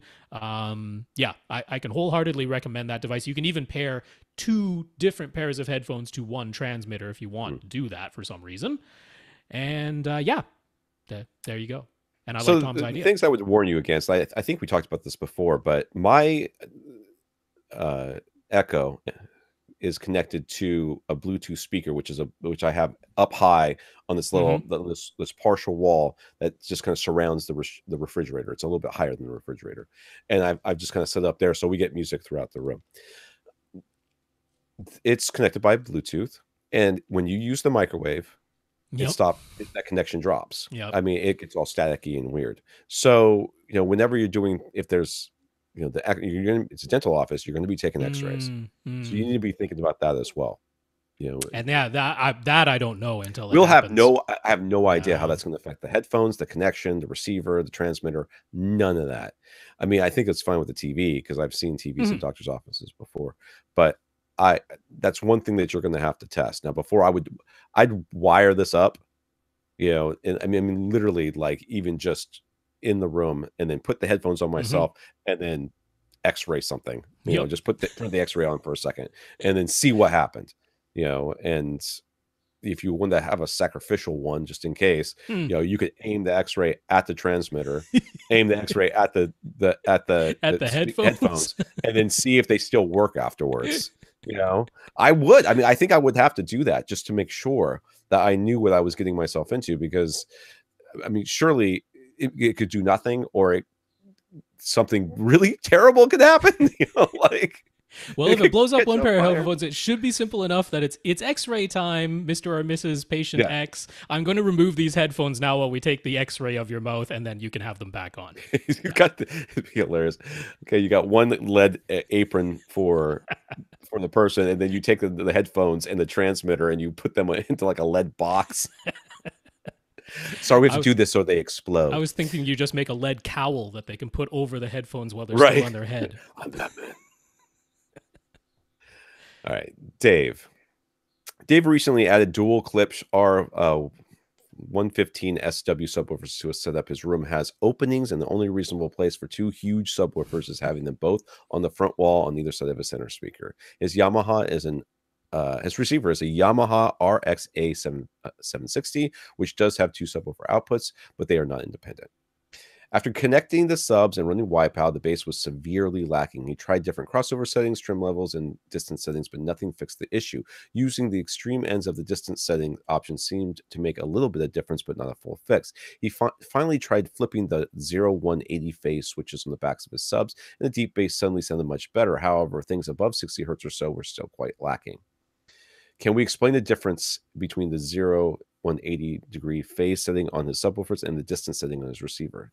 Some home theater sites claim that they do the same thing, but none of the distance settings on his receiver deliver the same dramatic difference as simply flipping the 0-180 degree phase switches. So what's actually happening to the signal in each case? So with the 0-180 phase, okay, which is actually a misnomer. It should be polarity. Polarity, right? So when the subwoofer would be pushing out, it's now going in. That's basically what it does. I mean, and you say, well, that changed the sound. It doesn't. The sound does this. The sound is fine. The sound is still going back and forth the same number of times. It's just, instead of going with the right foot first, it goes left foot first. If you think of it that way, you're still walking.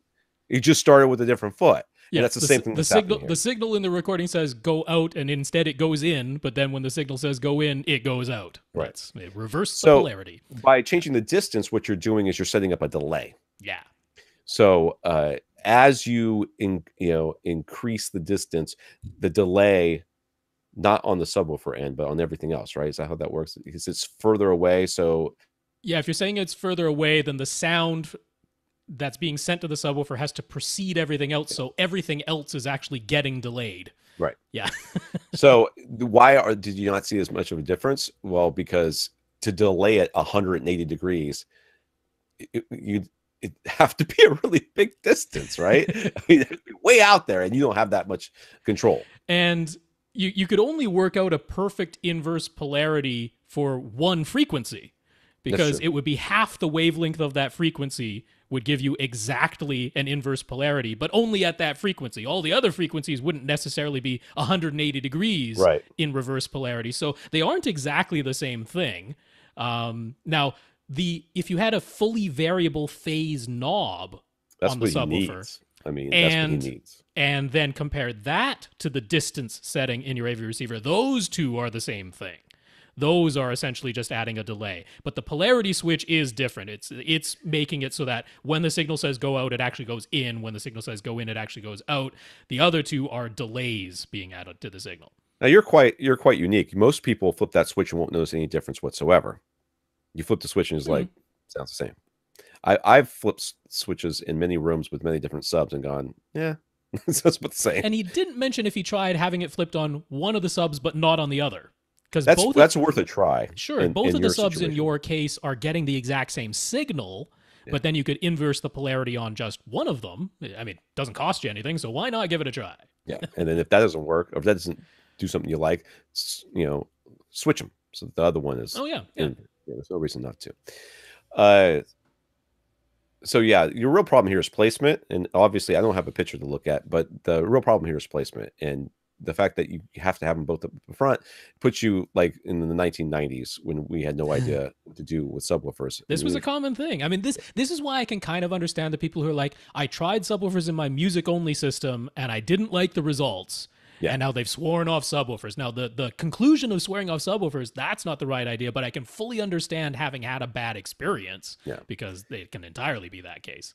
So he asks, how does he fix this? Knowing that he can get satisfyingly deep bass output is great and all, and he confirmed with an SPL meter that if he plays just one sub and then adds the second one, that overall output level goes up by 3 dB, just as we said it should. But the range above 60 hertz is still really lacking and things don't sound even and uniform, which is what he was hoping to achieve with dual subs. He's already planning on getting a UMic 1 and a Room EQ Wizard now, but what is going to fix this setup for him? You need a mini DSP. Yeah. That is about all that we can say. So the mini DSP will go between your subs and your receiver. Yeah.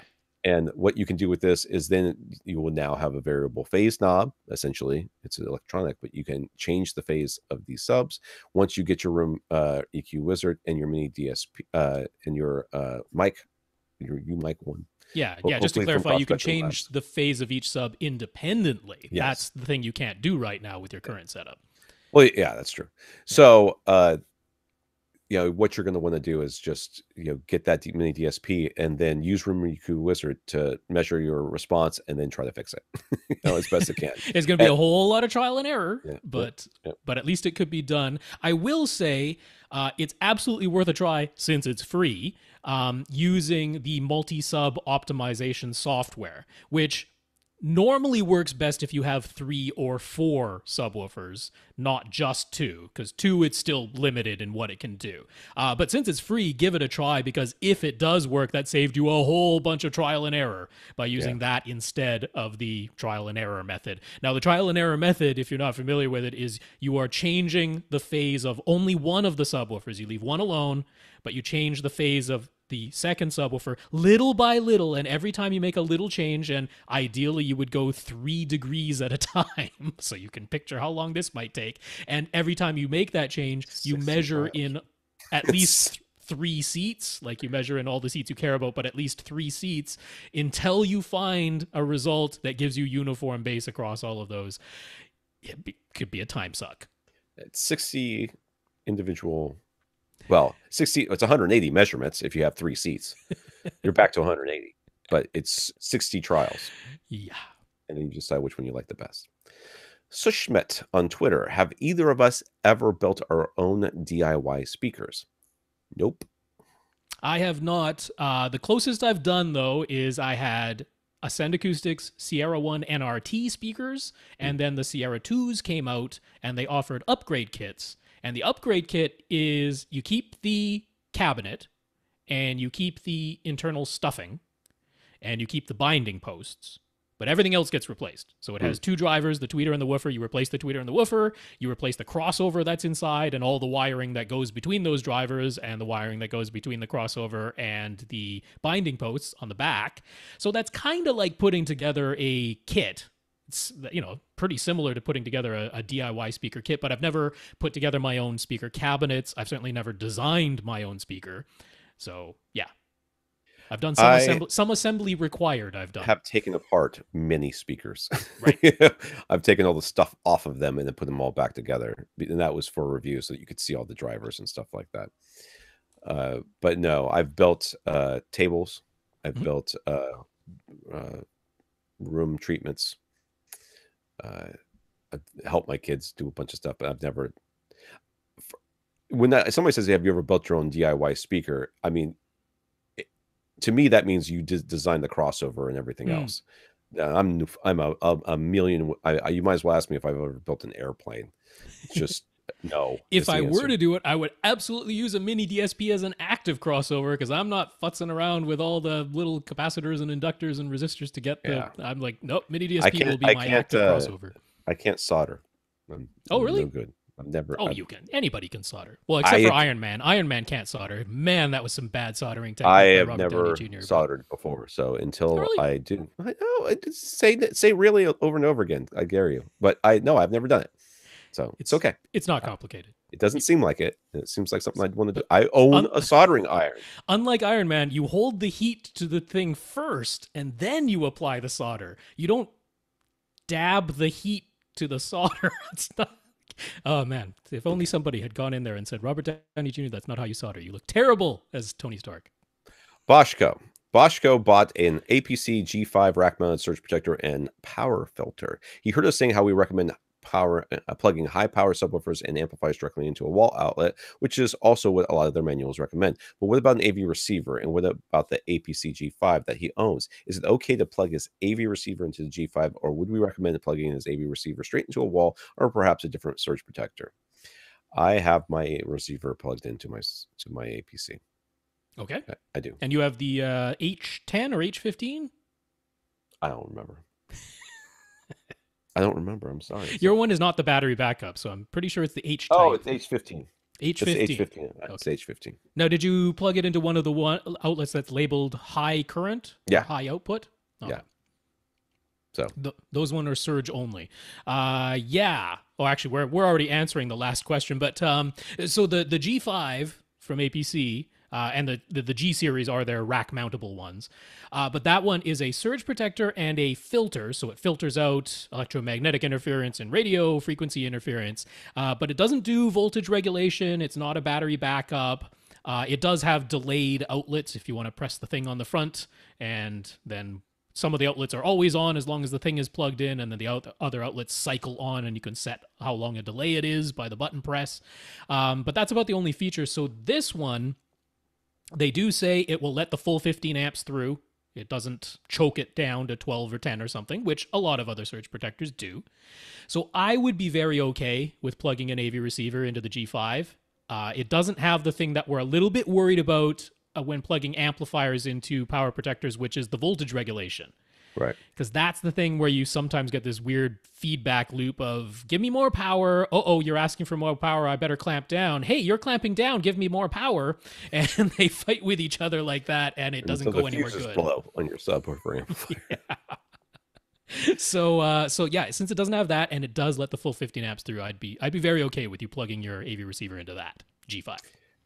What was the APC surge protector that Rob said he thinks is good for plugging a subwoofer into? It sounds like this one would actually be all right too, right? It would. It's just that it's $228 or some such like that. Well, he's already got it though. Oh yeah. Oh, in his case, sure. Yeah. As long as it's close enough or you have a long enough cord. Yeah. But if you have like the two subs, across the room, like we would have you do, and you want to plug it into something closer, I recommend the APC P8V, which you can find for about $60, sometimes $55. So not too bad at all. Actually, I found out about that one from Audioholics, and they're like, hey, this is a good surge protector because it lets through the full 15 amps. So there you go. And it's not too expensive. So we asked, what do we plug our AV receivers into? I plugged mine into my APC. And I do as well. I have a J35B protecting my system, but I plug it into its high current output. Those ones are not attached to the battery. They're not attached to the voltage regulator. They're just a surge protector that lets through the full 15 amps. So you might be seeing a pattern here. There's a couple of things that we want it to do and one specific thing that we don't. And as long as that's the situation, you should be okay. Lee on Twitter, Lee Overstreet from last week, if you forgot.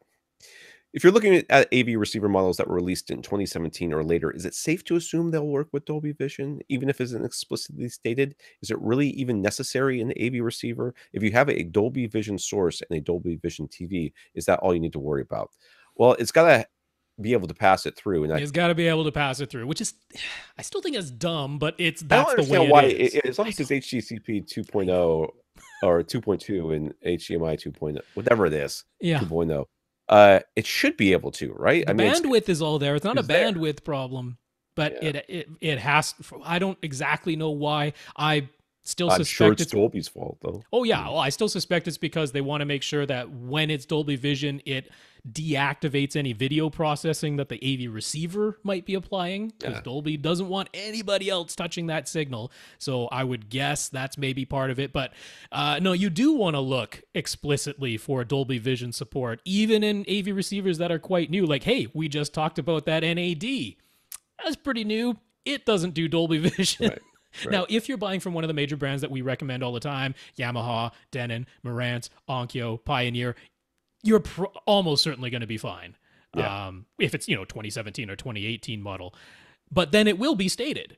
You'll see the Dolby Vision logo. It'll be there, right. It'll be there. So if you want to check, particularly if you have a model that's a little bit older, AVS Forum, they do have a list. They just have a thread, the Dolby Vision HDR at home. If you want to Google it, but we'll have a link for it, avrant.com, if you want to look that up. So they have a list in there. He hasn't kept it 100% up to date, but like I say, if it's newer models, they'll probably be okay. But look for the logo. It's a safe bet. All right, Chad. Chad wants to do 4K TV. Sits about 10 feet away, so he's really hoping for a 75-inch screen size. 65 inches would be the absolute minimum. His budget is $2,000, and it's for 90% movies and TV shows. Nothing much in the way of video games or sports. Doesn't seem like an OLED would be an option at this price point, and the new Vizio P series has a 75-inch model, but it's over $2,000. He does have to pay sales tax where he lives. Doesn't everybody? So that only increases this price even further beyond his budget. So what do we recommend? Should he consider the smaller 65-inch size so that he can get a better picture quality, or is there a great 75-inch option that will fit his budget? He wants 4K, right? He wants 4K. If you didn't want 4K, the absolute answer to this question is a good projector and a screen. Oh, I see. 100%. If your room isn't conducive to a projector, I'm not sure. Come on. We can make it work. We can make it work. That'd be tough for $2,000. I mean, you could get the Epson Home Cinema 4000, which is $1,700 right now, and a silver ticket screen. If your room is blacked out, I mean, that's compatible with 4K and HDR. It's not going to look like a flat panel as far as the HDR part goes, but it's compatible with those signal types, and it's wobble K. And you can get like a real big screen. All right. Nice. I'm not. Yeah. If your room's blacked out, and you can do that. Yeah. It's not completely out of the question. But let's go with the question as stated: flat panel, hopefully 75 inches, $2,000. I did want to mention the Vizio P series. As I'm saying this, is on sale. If you're hearing this later, might not be the case, but it's on sale. It's still over $2,000, but it's $2,099. It's $2,100 for the 75-inch, brand new 2018 Vizio P series. Almost everywhere shows it as out of stock, but B&H Photo is letting you pre-order it and rain check at that price. And B&H Photo is a very good place to order televisions from. They're very reliable as a retailer. So if you can stretch that budget a little, now, the tax on top of $2,100, you're definitely over the $2,000 budget you said. But is the nice TV, 75-inch P series 2018, very, very nice. So maybe you can, I don't know, go without coffee and eat nothing but ramen noodles for a couple of months, and you'll be back on budget. Says there's a chance he might just use his dad's old 75-inch 1080p TV since his dad upgraded to 4K. But if he just before that, I'll mention one that is for sure under 2,000. Oh, I thought you had finished. Yeah, no, it looks the same. I don't blame you. Last year's Vizio M series for the 2017 Vizio M series. They had a 75-inch model that is definitely under $2,000. You can, again, get it at B&H Photo. I didn't see it listed on Vizio's own website or on Amazon, but B&H still has it. So that one, not too bad. You know, it doesn't have nearly as many local dimming zones as the P series. So if you can afford the P series, it's an upgrade. But the M series from last year, you get the 75-inch size, it's Dolby Vision, high dynamic range, all the things, about 800 nits that one can do. So not too bad, and definitely under $2,000. All right, so he's talking about his dad's 75-inch 1080p TV because his dad just upgraded as well. But if he has a 1080p TV, will he still be able to get Atmos from 4K sources? Not just Ultra HD Blu-rays, but streaming 4K with Atmos sources too? Would he have to use an HD Fury? If so, which HD Fury model? We just talked about this, and first of all, you can 100% get Atmos from an HD Ultra HD Blu-ray, 100%. Oh yes, absolutely. Oh yeah, for sure. I do that. Yeah. But we were just talking about how if you have the upgraded Netflix, then you should be able to get the Atmos, even though you're not watching it in 4K. Yep, you can do it with an Xbox One X. Now, with Netflix, there's precious few devices that will actually output Atmos. Right. It is the Xbox, fully expecting that the Apple TV 4K will do that as well. Although it should be fine. Like, it's a 4K device, but you can set it to output 1080p. But as long as you're subscribing to the highest level of Netflix, you should still be able to get that. And then LG's OLED TVs, their built-in app does it, but that's about it. So there's precious few that can do Atmos from Netflix, but Xbox One X proves that you can do 1080p with Atmos, and that works. Voodoo, I don't know. Again, it works on the Xbox One, the original version that only does 1080p. So it must be possible. Yeah. Whether or not I don't think he needs an HD Fury. You shouldn't. No. It is the question of whether it will work on your specific device, because these apps do work differently from device to device, and depending on which service you're going for, there are some things that you wouldn't think that's the way it is, but it is, you know? Okay. But yeah, it seems like an Xbox One might be your safest choice. Really? Ryan is, this is a new question. Ryan is helping his brother build a home theater in his brother's new basement. Did his brother just build a basement? Or his brother bought a house, and they're redoing the basement. It's a full remodel, so the basement is pretty much completely gutted right now. He's going for an open concept, though. Not if he wants a home theater. Theater area. That's what they're doing, unfortunately. It's not a home theater if you have open concept. The theater area will be 15 feet wide, 20 feet long, and 8 feet high, but it's completely open to the left side to even larger space. So it's not a home theater. It is a theater area. That's yes. Fine. And he did send in a diagram. Now, this is not to scale, so don't worry that the 20 feet is clearly way longer than what's going to be 15 feet in the hand-drawn diagram. But those are roughly the dimensions. And then, yes, over to the left of what will be the home theater area is a whole extra room that, again, not to scale, but I'm guessing it actually is larger than the theater area, given the way that he drew it. So feet. It's at least about the same size, I would guess. So you're kind of doubling the cubic footage, if not more. I'm guessing probably even more than doubling the cubic footage. Right. All right. So he wants to do a lot for a little. $5,000 is the budget. Okay. Now, that's not the budget. Because if that's the budget, it's surprising what you can do. That's not the budget. Is not the construction. You're talking construction budget as well. The construction has to be separate. Oh yes, no. This is the gear budget. Okay, so if we're talking gear budget, then the 5,000 is doable. But if you're talking, okay, so how much drywall do I need? I don't know. Anyways, he's got some wiggle room, potentially even up to $7,500, but 5,000 is a desired target for a projector plus a mount, a screen, a 4K player, a receiver, 7.2.4 speaker setup, acoustic panels, and cables and wires. All right, before getting into all the gear, should they go for a false wall with acoustically transparent screen? If so, what would be some tips for building that false wall, and what specific kind of insulation should be used behind the false wall to go around the speakers? Okay, so why is there like this weird indention there? It's like his room. Okay, so the way they've got this room kind of set up is that, at least from the drawing, it's along the 20-foot wall. Would be like the right side, maybe the right. The 20-foot wall would be your right side wall. But in front of them and behind them, it looks like there's a little bump, a little bump out. So there's already a little area that can be used for a false wall up front. Right. Though we have no idea how deep this is because there's no way this is just... Well, just imagine a 20 by 15 foot rectangle, and then over to the left of that rectangle is a room that's not quite 20 feet long. So at the front and at the back, it's a bit shorter than your 15 by 20 foot area. But we don't know how much. We don't know exactly how much, no. But it doesn't look like a ton.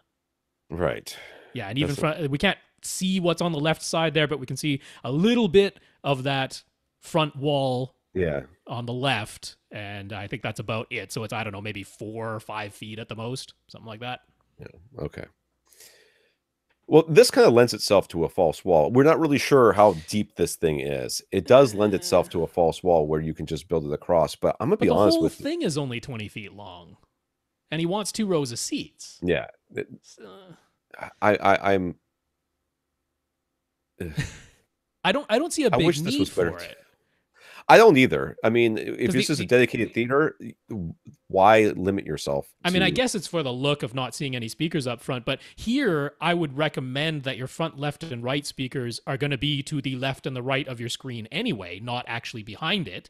At which point the only if you speaker... want 2 row of seats, because it's going to be a smaller screen than you think it's going to be. Yeah, so at which point the only speaker behind the screen is the center speaker, which, hey, I'm all for overall, but if you want 2 rows, so let's figure it out, right? If you got 20 feet long, I want 3 feet of space behind your very back row. Right, so that's 18 feet in. So, 17 feet from the front wall now. So 17 feet from the front wall, 3 feet from the back wall. I could not subtract 3 from 20. Then, I need coffee. Then deprived my brain of the nutrients it requires to operate math. Then you should be leaving 6 feet between your back row and your front row. So now you're 11 feet from the front wall. 11 feet from the front wall is really nice. You're just slightly behind the midway point, so acoustically that's fine as far as front to back distance goes. And 11, I'm like, do you really want to shorten that by 2 or 3 feet for a front wall? Now you're only 9 or 8 feet from the screen in your front row. And if you're worried that, oh, my center speaker is going to be below my screen, it's like, yeah, your center speaker is going to be below your screen, but you're also putting this in a wide open room, right? With a $5,000 budget. Like, I wouldn't vote for an acoustically transparent screen. Overall, I like them, but in this situation, I wouldn't vote for it. Plus, it's going to be more expensive. It's going to be more expensive, yeah. You can get a Silverticket on-wall screen for like $130. So, yeah. Yeah, so I would vote for just a fixed frame Silverticket screen, which we're going to get to when we go through item by item, but that's what I would get to. That's the inexpensive one. You mount it right on the wall. That gives you a nice viewing distance to your front row, which I would put 11 feet away from it. And the second row, I would put 17 feet away from it.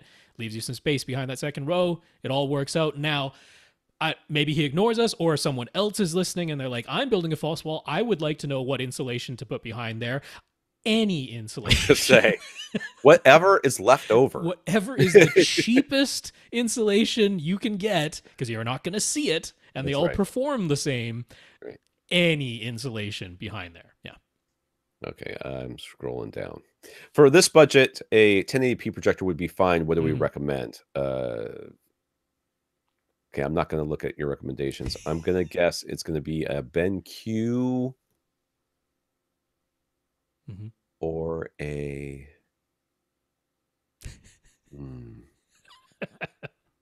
I want to say Epson. Am I right? Yeah, very much so. I'm right. Look at now, me go. Absolutely, the top choice here would be the HT 2050 from BenQ. They actually have the 2050A now because they have to update it every year, whether anything changes or not. But $750, that's full retail price. You can find them for $700, but I'll call it $750 because we know for sure you can get it at that. BenQ HT 2050. Now, he said there might be wiggle room up to $7,500. I'm not going to take that as the budget, but let's suppose there is that wiggle room. If you spend about $1,000 more, you could get a projector that's compatible with 4K and HDR, and that's one I mentioned in a previous question, the Epson Home Cinema 4000. That's about the least expensive 4K HDR projector I would actually recommend. Yes, there are some DLP 4K projectors that are $1,500, but I don't recommend them because they don't have any wide color and they don't actually do HDR. They're just compatible with the signal. So the HC, the Home Cinema 4000 from Epson, about $1,750, $1,800. So, but if you got the wiggle room, it's a consideration. So he's thinking a 120-inch Silverticket screen, possibly acoustically transparent. Is that a lock? 120 sounds right size to me, because I'm sitting like much closer to a 92. So you're 11 feet away. I would say 120 sounds right, but I would just put it right on the wall. I don't think you need acoustically transparent. We've already discussed that. So. Yeah. At which point, so $250 can get you the 120-inch fixed frame white screen. That's what you want. $250, can't beat that. Now, it is $400 for the acoustically transparent, so it's not like we're going insane as long as you stick with silver ticket.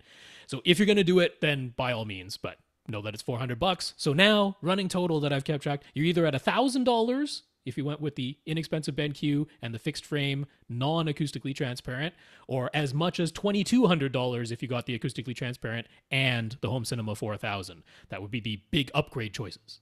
All right. Which 4K Blu-ray player so that he can get the most Atmos content? The most? I mean, they all do the Atmos. Well, no, but as opposed to just a 1080p Blu-ray player. Oh, all right. Yeah, you could do the X with UDP X. I'd go the 800. 800 spring the few extra dollars for the 800 with a projector. $220 right now. That allows you to do the HDR to SDR conversion really nicely for that BenQ projector if that's the way you go. You don't really need that for the Epson if you happen to go with it, because it can actually work with an HDR signal. You don't need to convert HDR to SDR necessarily, but a lot of people still do, because projectors definitely don't get to 1,000 nits. Right. Nowhere close. So a lot of people still prefer to convert the HDR to SDR. Either way, the X800 from Sony is a great choice. I will mention, though, you might want to consider getting either, or perhaps in addition to, an Apple TV 4K. Right. Because lots of Dolby Vision content on iTunes. They're going to be adding Atmos, and you get the Atmos like for free. They're not charging you extra to get Atmos for anything you already own in iTunes. And they will support the Netflix with Dolby Vision and Atmos. So it's a really good streaming box if you want to have Dolby Vision and Atmos, or HDR and Atmos, at least in a projection setup. Yeah, $180 for the Apple TV 4K. So even if you can't go all the way up to a 7.2.4 system right away, that is still the eventual goal. So which AV receiver would we recommend? Well, 7.2.4, you're going to have to go with the Denon X4400H or whatever it's called these days. Yep. That's I think the cheapest or least expensive one that does that many channels. Well, as we mentioned in a previous question, there are the Marantz alternatives that might be a little bit less expensive. We're going to point you to accessories for less, for sure. Get it from there. And so like I said, keep your eyes open basically and go, with, because their inventory is going to change. Yes. So, and their prices shift too. Yeah. So, the day that you're ordering, don't already have it bookmarked for whatever we tell you right now. You're going to have to check them all. So actually look for the following 4 models, and on the day that you're buying, look for the SR6011 from Marantz and the SR6012 from Marantz, and then look for the X4300H, because occasionally one or two still come into stock over there. Look for the X4300H from Denon or the X4400H from Denon. Those will be the least expensive models that out of the box, they'll do 5.2.4, and then you'll need to add a 2-channel amplifier to them to go all the way up to 7.2.4. But max price right now, X4400H refurbished from Accessories for Less is $1,000.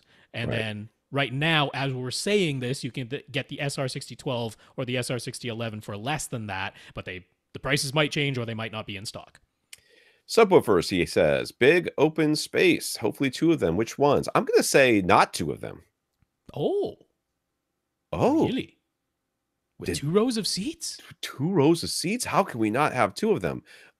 Dude, your whole room is like a bass trap. It's like this big. It is very unpredictable. We don't know exactly what's going to do in there. Any idea how this thing's going. And I know for sure you're not going to let us put 1 sub on the right wall and 1 sub on the left wall. Okay, what you're going to do is you're going to say all the way across the space from each other. In the front right corner, one the rear left corner of my theater space. In which case we're going to be like, good luck. So buy it from SVS, because then you can call them for sure. And I've never had them say no to this that I know of, and say, I already bought 1. I want to buy a second one. Can I get the discounted price? And they'll say, oh yeah, sure, no problem. That's what they say. So I would buy a sub. Okay. And I would probably get in, because this theater space, while the area is big, the theater space is going to get quite tight with all these chairs and crap in it. So I would get a cylinder sub, and I would get at least a series, the 2000 at least. Oh yeah. You could go bigger. And I wouldn't be too worried about a 2000 series in here. Maybe it won't be able to fully pressurize because you got a pretty big area, but at least it won't break itself. Will never break itself. So yeah, I'm pretty good with that. I went with duals in my configuration, $1,500. So a pretty good chunk out of your $5,000 budget, but I managed to still make it work with everything else coming up. $1,500 for dual PC 2000s, but a less expensive choice that I would be okay with. I like the 2000s a bit better, let's be clear, but dual VTF 2 Mark 5s from HSU, shipping included is $1,165. That's a lot more floor real estate, though. It is. It's more floor real estate, and they don't play as loud as the 2000s do even. So if you really want to get towards pressurization, spend a bit extra, get the cylinders, get the PC 2000s. That is my top choice for you. But if you got to save the money, I wouldn't say no to dual VTF2 Mark 5s. $1,165 keeps the budget more under control. So we'll need at least at least a 2-channel external amp if they end up doing 7.2.4 right away. Which amp or amps? You're going to get the one I got. Except for the newer one. The APA 100 is what I have. And the current one is the APA 102. Yeah. So basically, it's a 2-channel amp that costs like $100. $100, 2-channel amp. That's you're going to use those for your top because you're not going to have a choice. It's going to be your top middles or top. It's going. They'll tell you which one you can use. And you could use them for your surround backs. That's an option. Yeah. But that's probably the one. I mean. If, again, that $7,500 wiggle room, you could possibly wiggle your way up to $500 for an Emotiva A500. That's $400 extra bucks. But that's $400 extra bucks. It's not necessary because I kept in mind this room size, and I'm like, let's get you speakers that can handle this room size without oodles of power being necessary.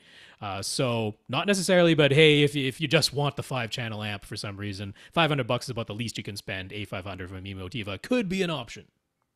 All right, speakers, minimum 5, maximum 11, RBH, Ascend, Aperion, SVS. What do we recommend here?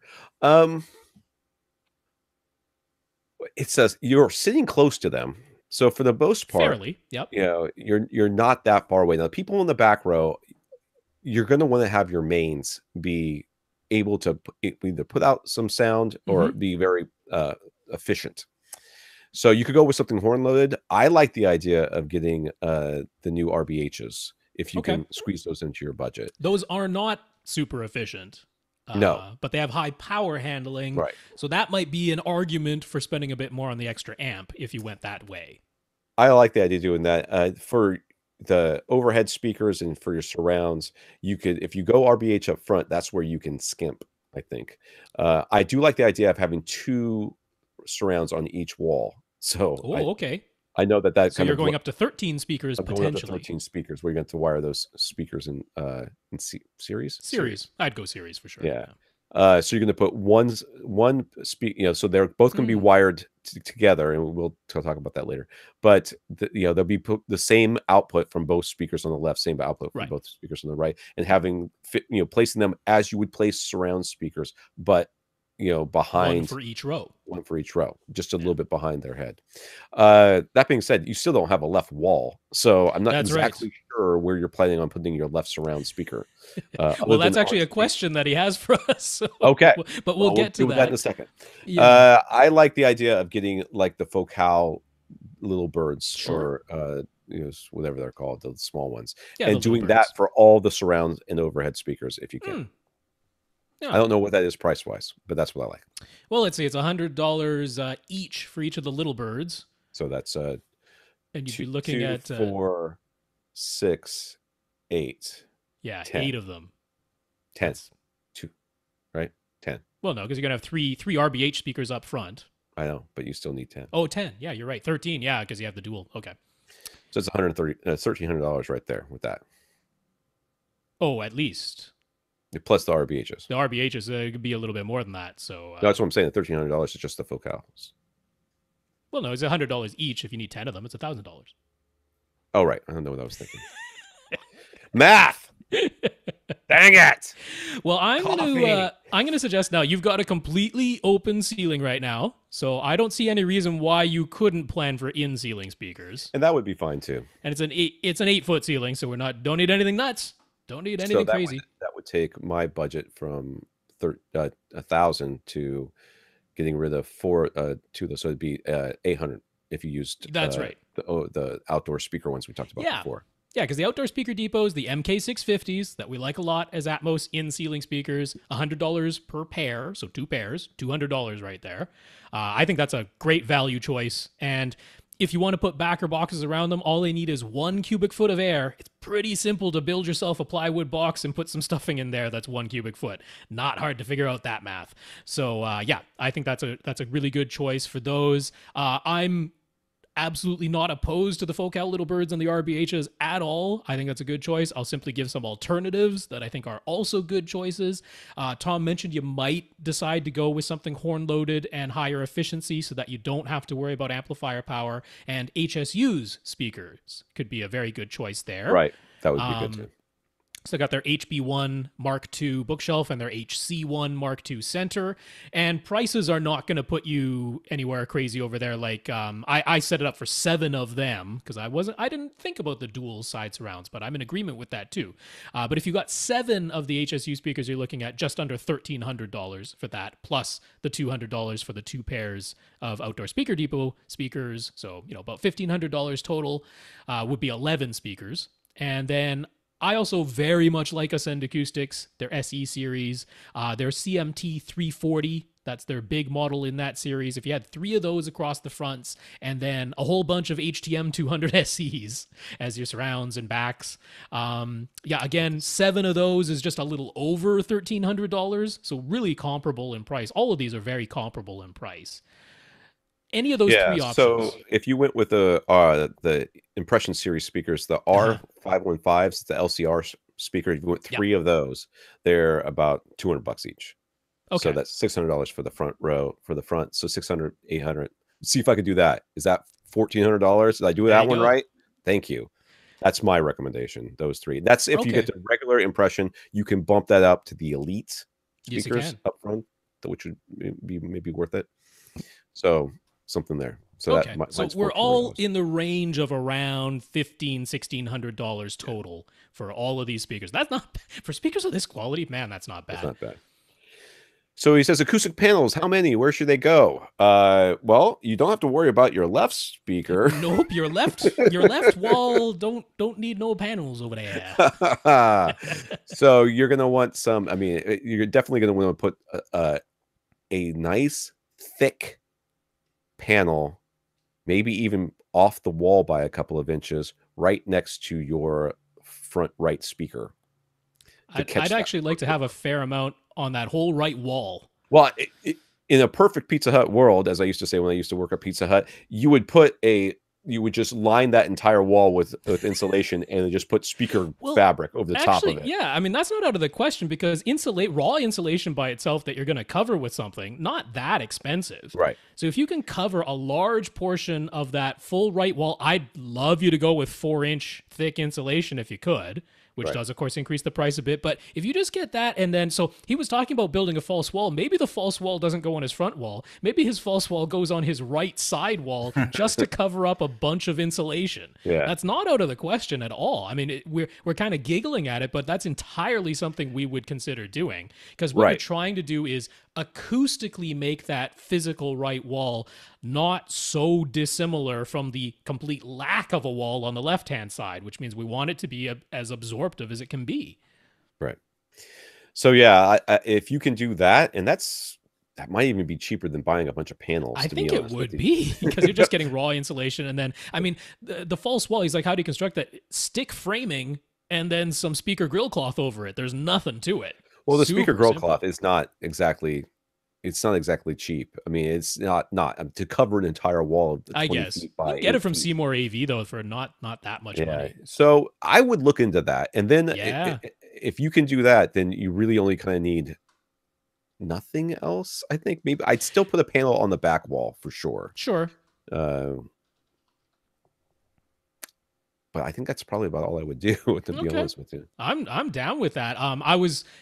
Wasn't thinking of that. I love that idea, but I was like, I would send you an Acoustimac. I'd get their DIY kits because I mean, you're finishing this room, so I'm assuming assembling a DIY panel kit is not beyond anyone's capabilities. Right. That's pretty good. I would have had you get 8 4-inch thick panels, which would be about $400, is about $50 a piece.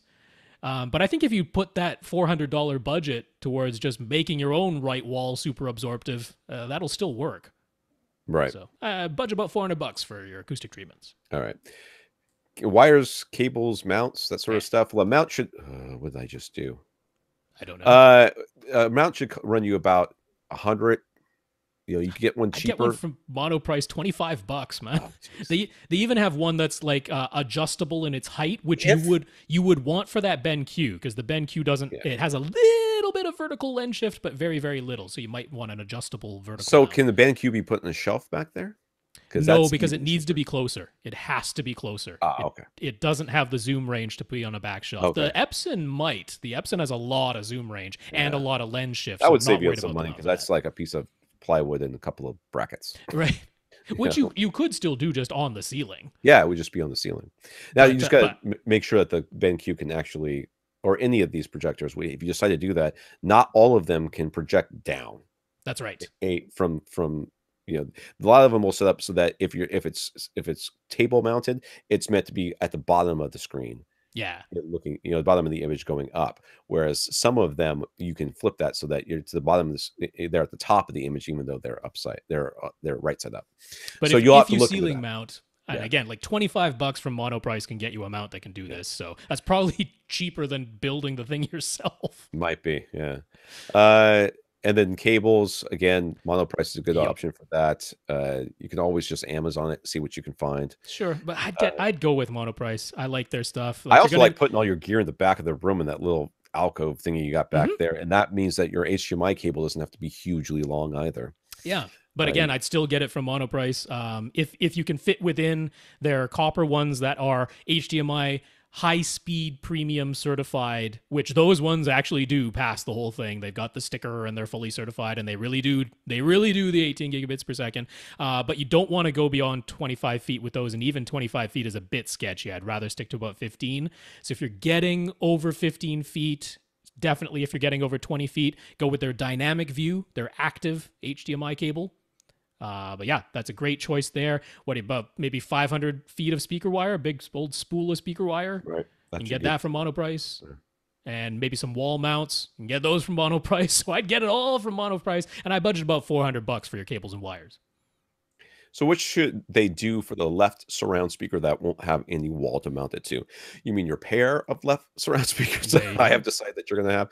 I mean, really, I like the idea of having them on stands. Mm-hmm.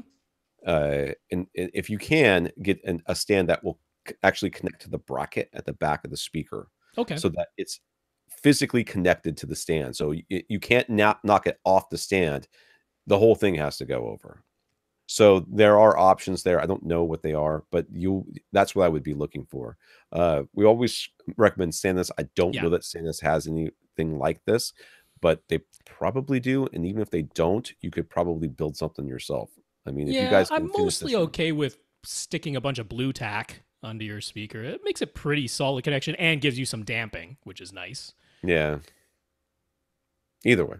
But I mean, my immediate thought is to put it on a stand for sure. Yeah, you really can't hang them from the ceiling, and I don't like the idea of trying to put, top middles or top fronts or whatever it is that you're going to have up there and surround speakers on the ceiling.